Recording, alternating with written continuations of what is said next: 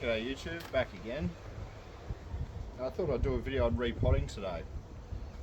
There's a heap of different mixes you can use for nepenthes, and in theory they all work.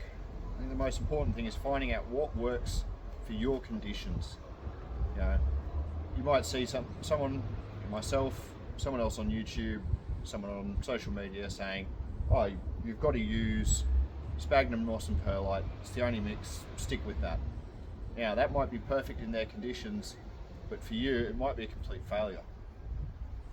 My old greenhouse, no real humidifier, no misting, didn't have a door on it, so there's plenty of airflow. Sphagnum moss worked great, had it for years, did have some problems with it as it got old, but a lot of plants did really well in it. Moving into my new greenhouse, where humidifier, it sits at 80% all the time. It's got a misting system. Not a huge airflow. There's a few fans in there. Airflow is hugely important for nepenthes, but things just don't dry out as quickly. So I found sphagnum would go very boggy, full of algae. It would compress down over time, and I was just finding the roots weren't happy in it anymore. And I think it's due to the fact that it just never dries out in my greenhouse. Now, what I'm using here, I'm still enjoying my coffee, is cocoa peat and perlite mix. And it's probably about 50-50 mixed through. I've been using this for about a year and a half now, and the results have just been fantastic. Some plants that just never did well for me have really rebounded and really started showing off huge pictures, better growth, tons of flowers this year. Whether it's to do with the change or not, who knows. There is a couple of things you need to do to prepare this mix. The cocoa chips, I'm using a fine chip, so it's very small, loose media. It's generally it comes from tropical islands. It's highly sustainable because it is a byproduct of the coconut industry. But the thing is, it's dried out on beaches in the tropics, so it's covered in salt spray, and there's no way of knowing, unless you want to go test it, there's no real way of knowing how much salt is actually in it when you buy it.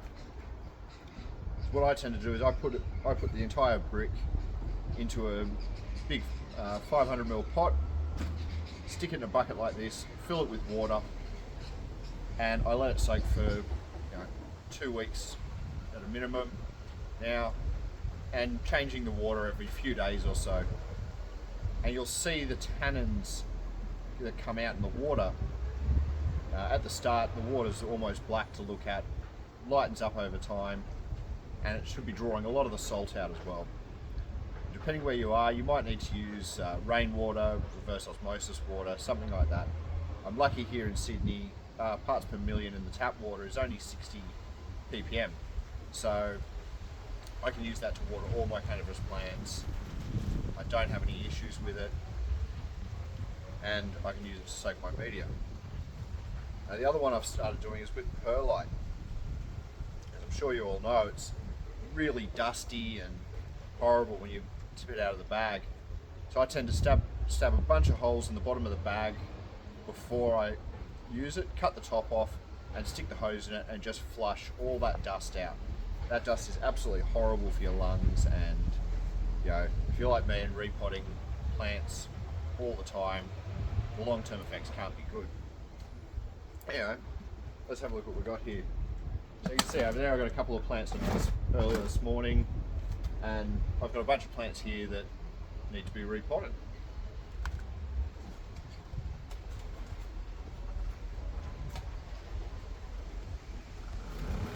We'll start with this one. It's a VCI Boschiana Northiana, cross that a mate of mine made. It's an absolutely spectacular plant. I've personally kept 3 or 4 of these because it is highly variable. and it just seems to grow great all through the year, through summer. This is midwinter now. It's still throwing full-size pitches, though this plant is going to be moving outside to make a bit more room in the greenhouse. So I do expect to lose some pitches. It may not pitcher for a while, partially due to the repot, partially due to the changing conditions. This is also a good time to clean up any dead pitches, leaves that are hanging around. I couldn't really get to this where it was in the greenhouse, so it hasn't been tidied up in a while.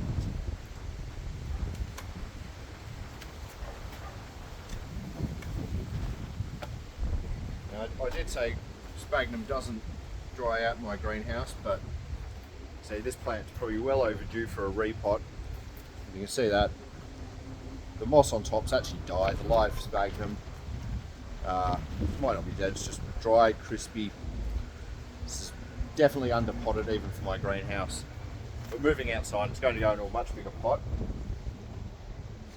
because the conditions are completely different. Out here we've got the wind to deal with, the sun, no misters, no humidifier. So it goes back to my comment earlier about finding what works in your conditions. Get this out of here.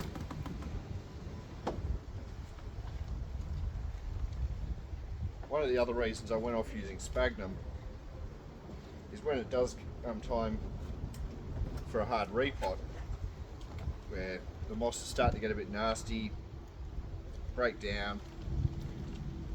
It's really hard to get it off the roots without damaging much.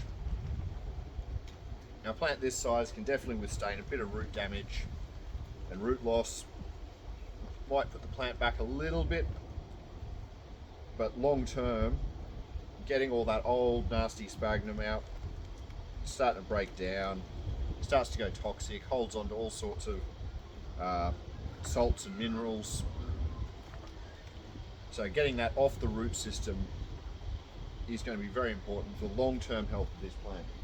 Even if it does push it backwards for the next 6 months, well, it will anyway for being outside for winter.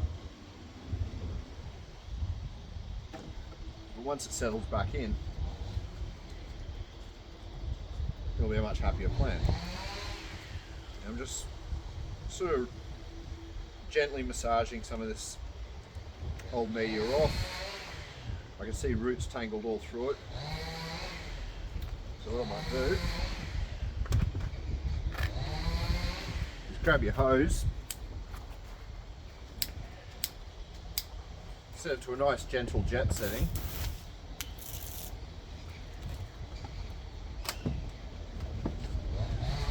and just start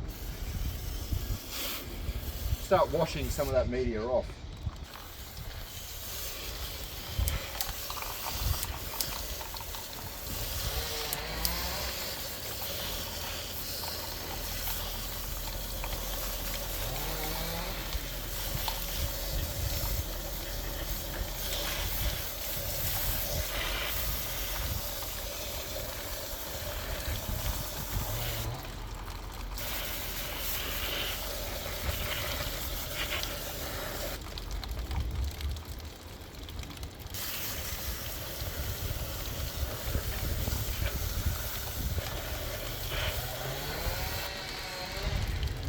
You can also soak the root ball with the media in a bucket of water and massage it off that way. It definitely works, I definitely do it.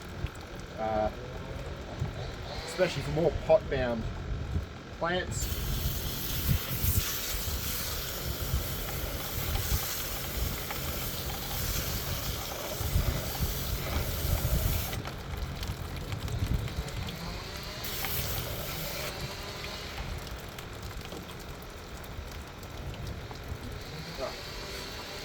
Typical. Knock the new picture off. I think it's standard when it comes to repotting. You're always going to break something. You can see there, it does have a good healthy root system on it. There's a little bit of sphagnum still there, but I'm not too worried about getting every little skerrick off.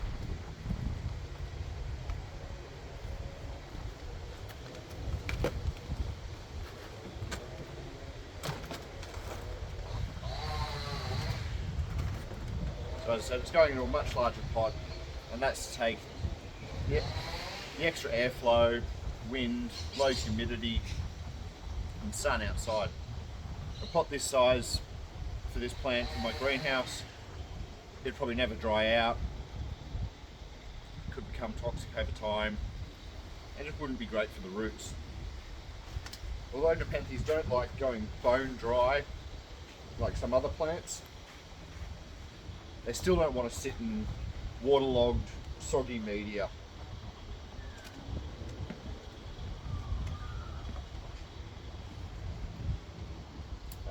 Now if something does go wrong with this plant, it doesn't like to move outside, it starts to really go backwards, I may have to move it back into the greenhouse. In which case, I'd probably drill a whole lot of holes in this pot to allow a lot of extra airflow to the media and the roots, which will just allow it to dry out quicker. Now these seem like very tough plants. I've got mates growing them outside, this hybrid.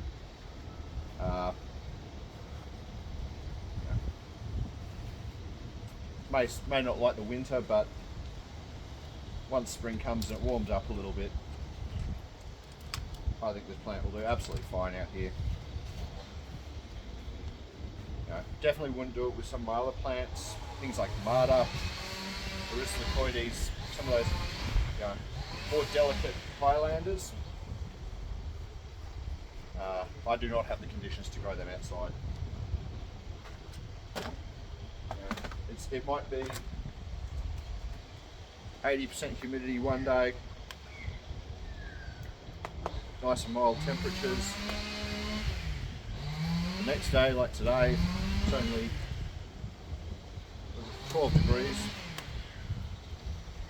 out here, and I haven't checked the humidity, but it's been down around the 30% mark. So I do have to select which nepenthes I grow out here.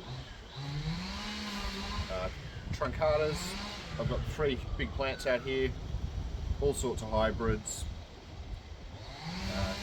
Yeah, some things will do better than others, but it's just a matter of finding what works for you and your conditions. It comes the same with buying plants. If you have,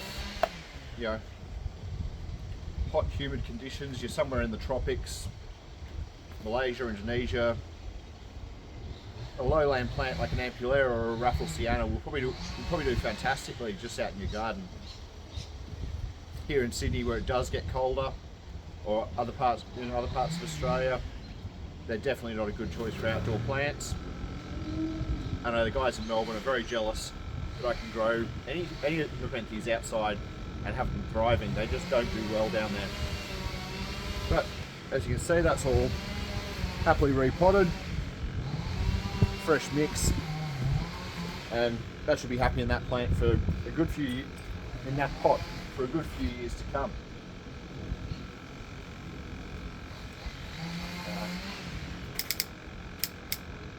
Last thing to do is just give it a good solid watering, flush out any last dust and bits and pieces in the media, and it just helps the media settle around the root ball as well.